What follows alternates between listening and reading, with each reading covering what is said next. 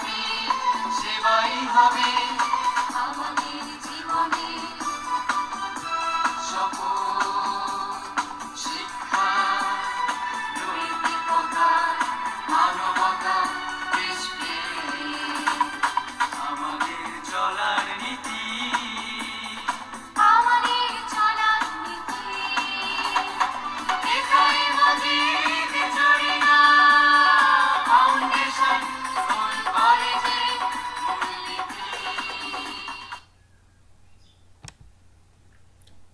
সুপ্রিয় শিক্ষার্থীরা, আসসালামু আলাইকুম। আশা করি তোমরা সবাই ভালো আছো।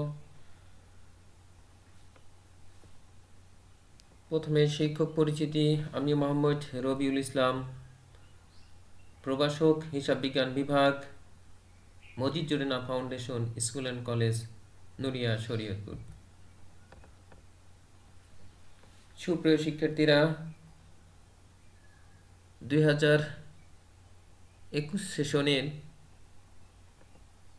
নবম শ্রেণী শিক্ষার্থীদের জন্য ব্যবসা শিক্ষা বিভাগের নবম শ্রেণীর হিসাব বিজ্ঞান আজকে তোমাদের যে ক্লাসটি নেব, এই ক্লাসটি তোমাদের জন্য প্রথম ক্লাস। হিসাব বিজ্ঞান, আর এই হিসাব বিজ্ঞান মূলত বর্তমান যুগ, তথ্য প্রযুক্তির যুগ। এখানে হিসাব বিজ্ঞানের ব্যবহার এবং সমাজে বাস্তব জীবনে যে প্রয়োগগুলো আছে সেটা তোমাদেরকে আজকে জানাবো। এবং হিসাব বিজ্ঞান ব্যবসা শিক্ষা বিভাগের একটি গুরুত্বপূর্ণ বিষয়, সাবজেক্ট।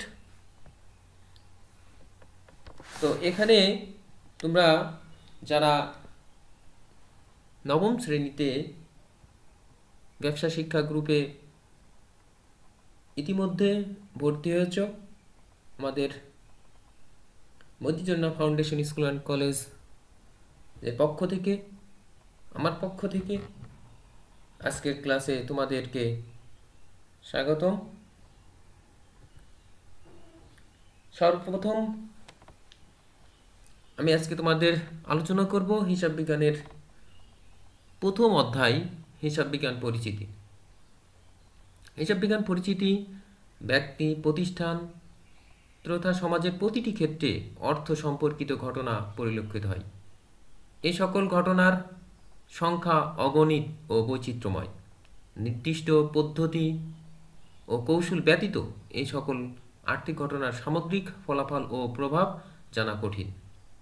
হিসাব বিজ্ঞান হচ্ছে একটি প্রক্রিয়া যেখানে সংঘটিত আর্থিক ঘটনাসমূহের সামগ্রিক প্রভাব এবং ফলাফল নির্ণয়ের পদ্ধতি ও কৌশল আলোচনা করা হয়। প্রতিষ্ঠানের অভ্যন্তরীণ ও বাহ্যিক বিভিন্ন পক্ষ হিসাব তথ্য জানতে সর্বদা আগ্রহী। তাই হিসাব বিজ্ঞান আর্থিক লেনদেন সময়ের সংরক্ষণ পর্যালোচনার মাধ্যমে এদের প্রভাব ও ফলাফল নির্ণয় করে বিভিন্ন পক্ষকে প্রতিবেদন আকারে অবহিত করে। তো সুপ্রিয় শিক্ষার্থীরা, এখানে একটি চিত্র দেওয়া হয়েছে। পরিবেশ ও হিসাব বিজ্ঞান পাশাপাশি যে পরিবেশের সাথে হিসাব বিজ্ঞানের যে সম্পর্ক, সেটি চিত্র দেখলে আমরা অনুধাবন করতে পারি। তো এই অধ্যায় থেকে তোমরা যে সকল বিষয় শিখতে পারবে বা জানতে পারবে, হিসাব বিজ্ঞানের ধারণা বর্ণনা করতে পারবে, হিসাব বিজ্ঞানের উদ্দেশ্য বর্ণনা করতে পারবে, হিসাব বিজ্ঞানের প্রয়োজনীয়তা ও গুরুত্ব ব্যাখ্যা করতে পারবে, হিসাব বিজ্ঞানের উৎপত্তি ও ক্রমবিকাশ ব্যাখ্যা করতে পারবে, হিসাব তথ্যের ব্যবহারকারীদের শনাক্ত করতে পারবে, মূল্যবোধ জবাবদিহিতা সৃষ্টিতে হিসাব বিজ্ঞানের ভূমিকা বিশ্লেষণ করতে পারবে, সমাজ ও পরিবেশের সাথে হিসাব ব্যবস্থার সম্পর্ক বর্ণনা করতে পারবে, দৈনন্দিন ব্যক্তিগত, পারিবারিক ও প্রাতিষ্ঠানিক কর্মকাণ্ডে হিসাব রাখতে আগ্রহী হব।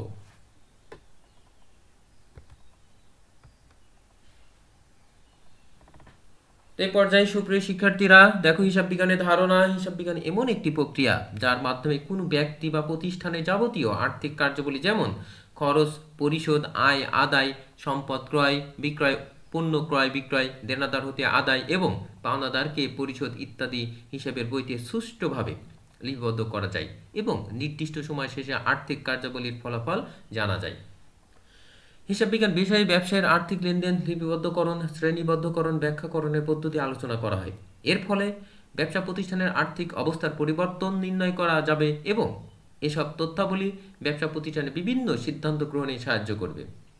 হিসাব বিজ্ঞানের জ্ঞান ব্যবহার করে হিসাবের বিভিন্ন বিবরণী ও প্রতিবেদন প্রস্তুত করা হয়, যার মাধ্যমে প্রতিষ্ঠানের আর্থিক অবস্থা জানা যায়।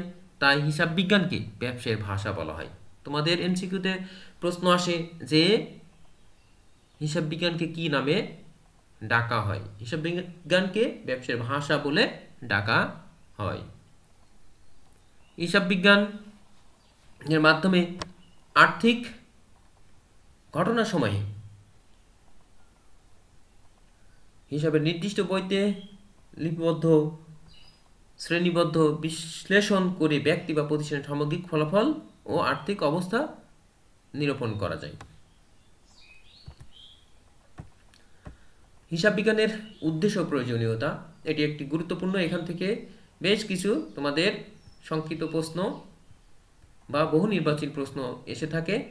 এই হিসাব বিজ্ঞানের উদ্দেশ্যের মধ্যে প্রথম উদ্দেশ্য, লেনদেন সমূহ সঠিকভাবে হিসাবের বইতে লিপিবদ্ধকরণ ব্যতীত প্রতিষ্ঠানের আর্থিক ফলাফল ও আর্থিক অবস্থা সম্পর্কে জানা সম্ভব নয়।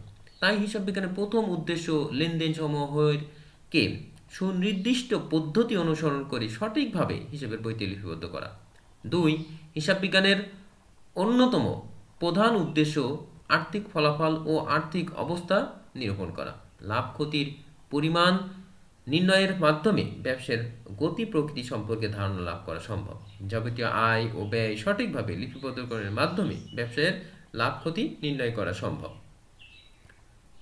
3. প্রতিষ্ঠানের সম্পদ, আয়, দায়, মালিকানা সত্ত্বের পরিমাণ নির্ণয়ের মাধ্যমে আর্থিক অবস্থা সম্পর্কে পূর্ণাঙ্গ ধারণা লাভ করা সম্ভব। 4. ব্যয় নিয়ন্ত্রণের মাধ্যমে প্রতিষ্ঠানের কাঙ্ক্ষিত ফলাফল অর্জন করা সম্ভব। হিসাব বিজ্ঞান ব্যবসায়ের যাবতীয় ব্যয় সঠিকভাবে লিপিবদ্ধকরণের মাধ্যমে ব্যয় নিয়ন্ত্রণের সহায়তা করে।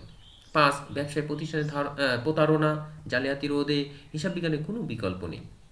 যথাযথ হিসাব রক্ষণের মাধ্যমে প্রতারণা ও জালিয়াতি রোধের পাশাপাশি তা নিয়ন্ত্রণ করাও সম্ভব। 6. আর্থিক তথ্যাবলী সংশ্লিষ্ট পক্ষকে জানানো এবং ব্যবসার বিভিন্ন সিদ্ধান্ত গ্রহণে ব্যবহার করা।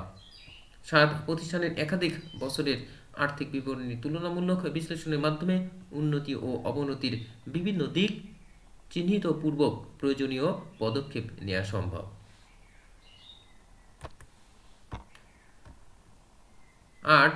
বিভিন্ন সেবামূলক অমুনাফাভোগী প্রতিষ্ঠান যেমন স্কুল, কলেজ, হাসপাতাল, ক্লাব, সোসাইটিতে বিভিন্ন উৎস হতে অর্থের আগমন ও বহির্গমনের পরিমাণ সঠিকভাবে লিপিবদ্ধ করে নির্দিষ্ট সময়ান্তে এই সকল প্রতিষ্ঠানের বিভিন্ন হিসাবের উদ্বৃত্ত নির্ণয় করা যায়। 9.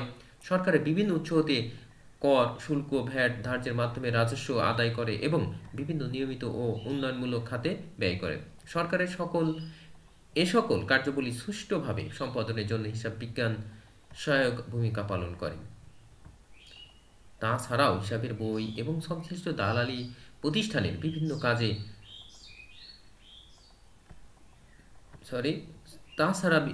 হিসাবের বই এবং সংশ্লিষ্ট দলিলাদি প্রতিষ্ঠানের বিভিন্ন কাজে লাগে, যেমন ব্যাংক বা ঋণদানকারী প্রতিষ্ঠান হতে ঋণ গ্রহণ, পণ্যের বিক্রয় মূল্য নির্ধারণ, ভবিষ্যৎ কার্যক্রম নির্ধারণ ইত্যাদি। সুন্দর, সুশৃঙ্খল ও মিতব্যয়ী জীবন গঠনের জন্য হিসাব রাখার প্রয়োজনীয়তা অপরিসীম। যথাযথ হিসাব না রাখলে প্রতিষ্ঠানের ভালো ও খারাপ দিকগুলো জানা যাবে না। সঠিকভাবে হিসাব সংরক্ষণের মাধ্যমে ব্যক্তি ও প্রতিষ্ঠানের ব্যয় নিয়ন্ত্রণ করে অপচয় রোধ এবং আর্থিক সচ্ছলতা অর্জন করা সম্ভব। এখানে একটি কাজ দেওয়া আছে তোমাদের জন্য। সুপ্রিয় শিক্ষার্থীরা, তোমরা দৈনন্দিন জীবনে হিসাব বিজ্ঞান কিভাবে সাহায্য করতে পারে বলে মনে করো? হিসাব বিজ্ঞানের যে উৎপত্তি ও ক্রমবিকাশ, হিসাব বিজ্ঞান আজকে যে আমরা হিসাব বিজ্ঞান বই আকারে করতেছি, আসলে শুরুতেই এটি যেমন ছিল, সভ্যতার সূচনা হতে মানুষ বিভিন্ন গুরুত্বপূর্ণ ঘটনা বা হিসাব গাছের গায়ে, গুহায় বা পাথরের চিহ্ন দিয়ে রাখত। এক সময় মানুষ সমাজবদ্ধ হয়ে বসবাস শুরু করলো, কৃষিকাজ আরম্ভ করলো, ঘরে দাগ কেটে রশিতে গিট দিয়ে ফসল ও মজুদের হিসাব রাখা শিখলো। আস্তে আস্তে মানুষের সংখ্যা বৃদ্ধি পায়, সমাজ বিস্তার লাভ করে, বিনিময় প্রথা চালু হয়, মুদ্রার প্রচলন হয়, ব্যবসা বাণিজ্য শুরু হয়, ক্রয় বিক্রয়, জমা খরচ, দেনা পাওনা এবং অন্যান্য লেনদেনের হিসাবের বইতে অঙ্কের মাধ্যমে লেখা শুরু হয়। 1494 খ্রিস্টাব্দে লুকা প্যাসিওলি নামে একজন ইতালীয় গণিতবিদ সুমা ডি অ্যারিথমেটিকা জিওমেট্রিয়া প্রফেশনেটলিটা নামে একটি গ্রন্থ লিখেন এবং এতে সংরক্ষণের মূল নীতি, দুতরফা দাখিলার ডাবল এন্ট্রি ব্যাখ্যা করা হয়। সময়ের পরিবর্তনের সাথে সাথে বিজ্ঞান, প্রযুক্তি এবং ব্যবসা বাণিজ্যের অগ্রগতি হয় এবং এরই ফলে হিসাব বিজ্ঞানেরও উন্নতি হয়। ব্যবসা যেমন ছোট থেকে বড় হতে থাকে, তেমনি এর পরিধিও বৃদ্ধি পেতে থাকে। ব্যক্তিগত ও পারিবারিক জীবনের পাশাপাশি ব্যবসায়ী, অব্যবসায়ী, সরকারি, বেসরকারি, মুনাফাভোগী ও অমুনাফাভোগী সকল ধরনের প্রতিষ্ঠান হিসাব বিজ্ঞানের ব্যবহার পরিলক্ষিত হয়। বিজ্ঞান ও প্রযুক্তির উন্নতির সাথে হিসাব বিজ্ঞানের উন্নতি সম্পর্কিত। বর্তমান কম্পিউটারের যুগে বড় বড় প্রতিষ্ঠানের হিসাবের বই হাতের লেখার পরিবর্তে কম্পিউটারে করা হয়, ফলে সময় ও শ্রম লাঘবের পাশাপাশি প্রয়োজনীয় সিদ্ধান্ত দ্রুত গ্রহণ করা প্রতিষ্ঠানের পক্ষে সহজ হয়।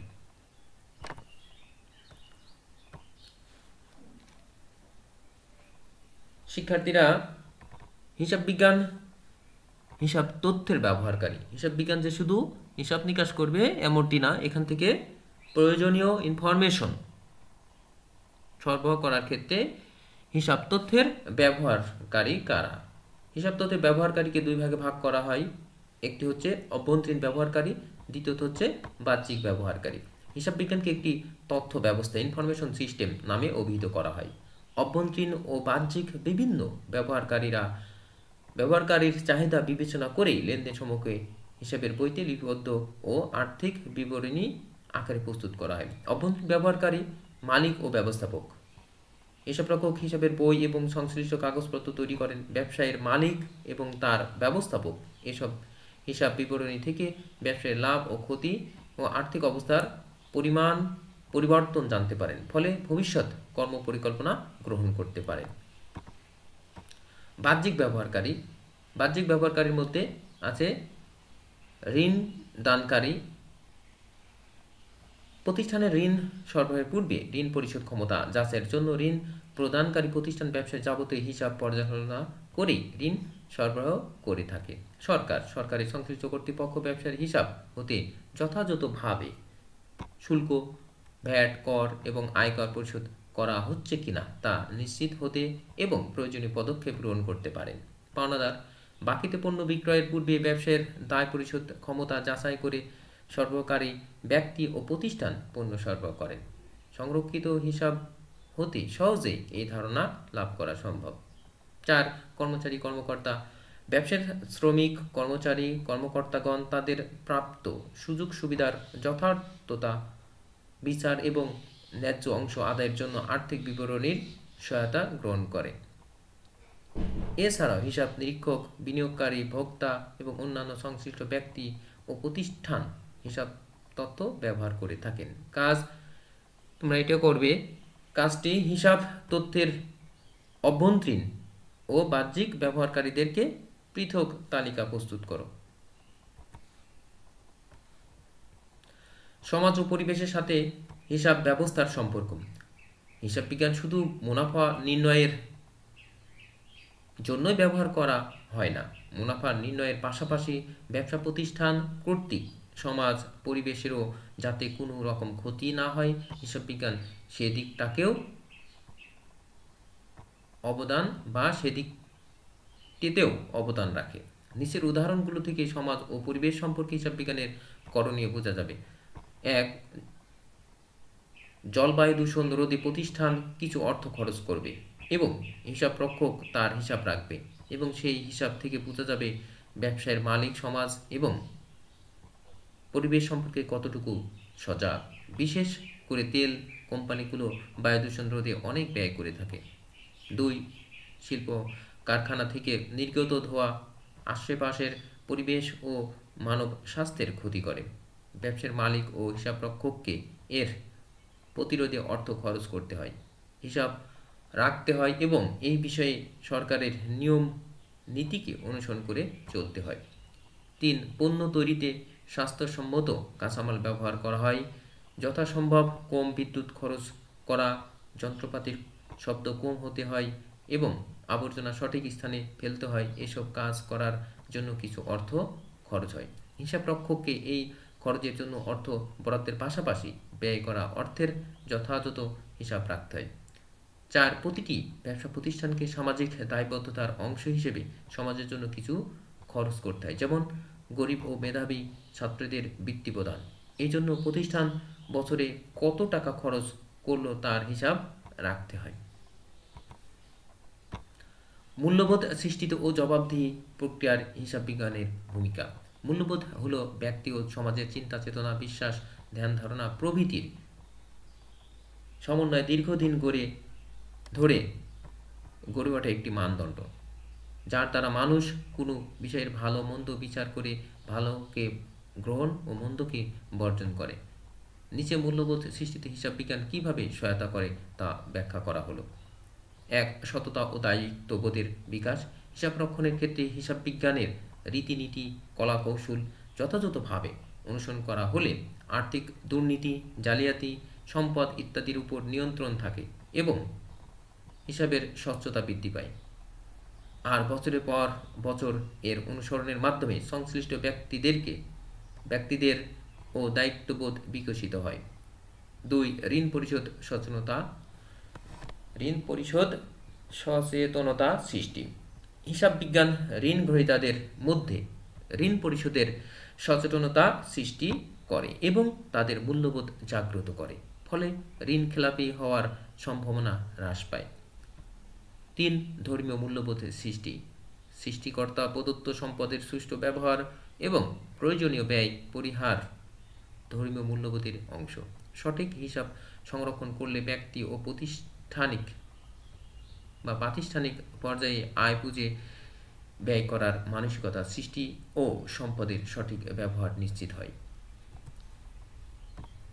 সমাজ ও রাষ্ট্রের প্রতি দায়িত্ববোধ। সরকার আয়ের অন্যতম উৎসগুলো হচ্ছে ভ্যাট, কাস্টমস ডিউটি, আয়কর প্রভৃতি। হিসাব বিজ্ঞানের যথাযথ প্রয়োগের মাধ্যমে সঠিক আয় ও ব্যয় নির্ণয় করা সম্ভব, ফলে কর ফাঁকি দেওয়ার প্রবণতা হ্রাস পায়।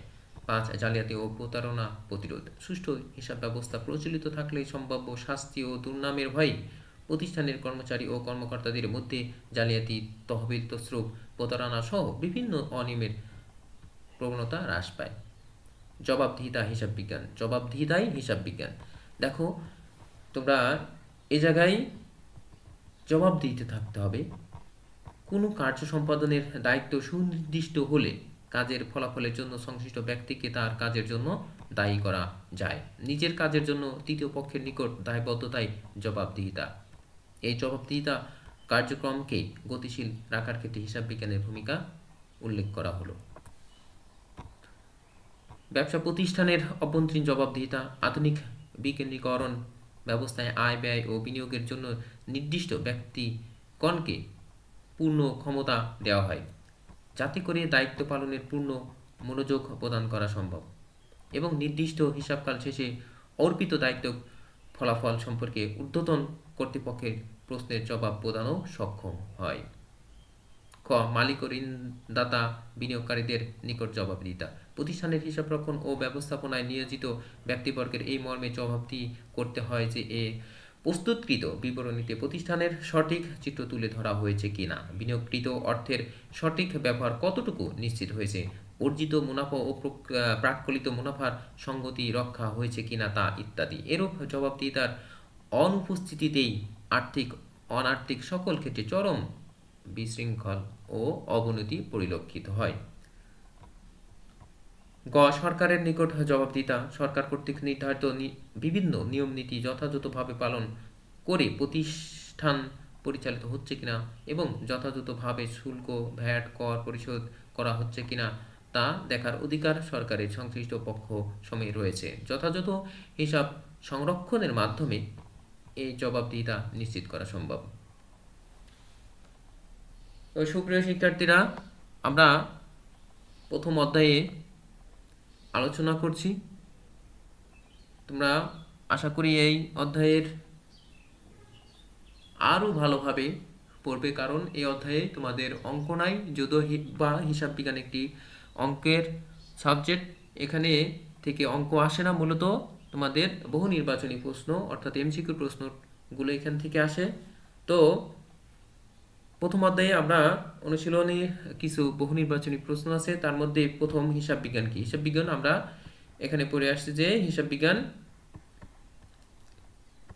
ঘতে আছে একটি আর্থিক অবস্থা সম্পর্কে যেটা জানা যায়, নিচে আসে নাই।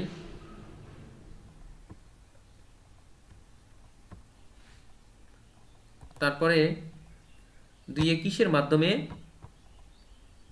বা কৃষি হিসাব ব্যবসায় প্রতিষ্ঠানে কাঙ্ক্ষিত ফলাফল অর্জন করা সম্ভব, যেটা উদ্দেশ্য প্রয়োজনীয়তার মধ্যে আমরা পেয়েছি গতে, যেটা ব্যয় নিয়ন্ত্রণের মাধ্যমে। 3 একটি ব্যবসা প্রতিষ্ঠান বা ব্যবসার হিসাব অভ্যন্তরীণ ব্যবহারকারী কে কে আমরা জানি, 1 আর 2 মালিক আর ব্যবস্থাপক। ক বিজ্ঞান ও প্রযুক্তি কি করেছে, হিসাব রক্ষণের উন্নতি ঘটেছে। ঘতে উত্তর। 5 হিসাব বিজ্ঞানকে কি নামে অভিহিত করা হয়, আমি দেখিয়ে দিয়েছি, এটা তথ্য ব্যবস্থা। হিসাব বিজ্ঞান তথ্যের বাহ্যিক ব্যবহারকারী কে কে, বাহ্যিক ব্যবহার হচ্ছে কর্মচারী ও কর্মকর্তা। 7 সেবামূলক অমূলক প্রতিষ্ঠানের উদাহরণ কে কোনটা, শিক্ষা প্রতিষ্ঠান আর সামাজিক সংঘ, যেটি 1-3। তো সুপ্রিয় শিক্ষার্থী, আজকের মতো তোমাদের ক্লাসের সমাপ্তি। তো আশা করি পরবর্তী ক্লাস আমরা দ্বিতীয় অধ্যায় থেকে আলোচনা করব। তো আজকে এখানে শেষ করব। সবাইকে ধন্যবাদ। আল্লাহ হাফেজ।